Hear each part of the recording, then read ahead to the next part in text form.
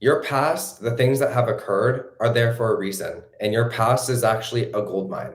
When you, instead of judging yourself from it and running from it, you actually look at it very honestly, because things have occurred in your life for a reason. Things have occurred in your life for a reason. So when you just try to revise it or write it away and pretend like it didn't happen and pretend like that those things didn't affect you, I understand some people take that approach and they have success with it. I never took that approach because I don't want to recreate shit. I don't want to. So that happened for a reason. I showed up in that way for a reason. I responded that way for a reason. I attracted in those set of circumstances for a reason. What was the reason? What was the reason? Oh my God. Oh. Okay. What was the reason? Okay.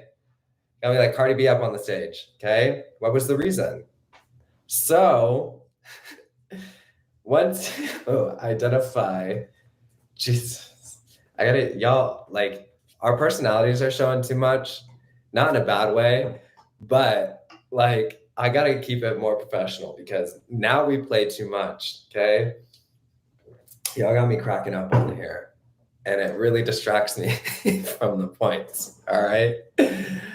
Okay, so this is why I don't necessarily love revision, because you want to look back and assess it, and if you can really do it with a very honest awareness, you're going to be able to see what needs to be adjusted, which again, in terms of recreating dynamics, this is important, especially in terms of sustainability as well too. So if in relationships, you've just struggled with communication, for instance, okay? And so now you're in a situation where you're in no contact with somebody because you were never shown the example of how to communicate. You in general don't feel heard. Like maybe, you just got ignored a lot growing up. And so maybe the person you're with was trying to listen to you, but in your way of identifying it, in your belief system, you believe I'm not heard. So no matter how much they try communicating with you, it never landed. So that led to communication problems in the relationship. Okay. So in terms of recreating dynamics, once you get honest enough to assess that, then you can address it. Right? So I am heard. Whoever I'm with genuinely listens to me. I'm able to normalize the experience of healthy communication in my relationships, right?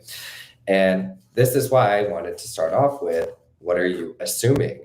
Because persisting in, he loves me, he wants me and only me, she loves me, she wants me and only me, is much different than I'm able to create healthy communication. I'm normalizing the experience of being heard in a relationship, right? That's different. So that's going to be where now I'm taking on a version of myself that is recreating. I'm showing up differently, which is going to allow for me to recreate a new dynamic. Okay, maybe there might be things like, I am able to fix a relationship. I'm irreplaceable in love. Whoever I'm with genuinely wants me and only me. We overcome challenges in relationships together. When I'm talking about these things, I'm talking about it generally too. You guys notice, like, people ask me on my channel, for instance, people are writing this comment where it's like, instead of writing my partner, can you write my person? Because some of us don't have a partner right now, like it's our ex, and they're not understanding, okay? Even if you don't have a person right now, you still hold beliefs about how a person shows up for you. It's non-specific. It is non-specific, okay? So you hold beliefs about how a partner shows up for you. You hold beliefs about how men show up for you. You hold beliefs about how relationships show up for you, even if you're not in a relationship right now. And it's those beliefs that create the specific dynamics that you have. The identity, the I am that you exist in, creates your experience. The thoughts that you entertain, okay, the thoughts that are naturally in your mind are an instant manifestation of your beliefs. So you're not going to hold an awareness or have thoughts that aren't in alignment with what you're only going to struggle with believing that somebody's going to love you or come back around, okay? If you don't believe you're somebody that can fix a relationship and that you're difficult to replace in love or some variation of that type of belief, okay? The point that I was trying to make though was, it's it doesn't need to be my person, okay? You need to get these beliefs in alignment no matter what. Because if you're going into relationships and you unconsciously hold beliefs like whoever I'm with leaves me, okay, I'm not able to create a successful relationship. I'm not able to trust a partner, okay? I understand that's like kind of if you're a little bit younger, maybe you won't use the word partner, okay? But you still hold beliefs in those areas, which is what creates in your life. All right. So once you assess these things, okay, that is where you want to bring the focus to adjusting and assuming a new version of yourself. Okay. Which is going to allow for you, if accurately identified and addressed, it gives you the ability to create a new dynamic. Why?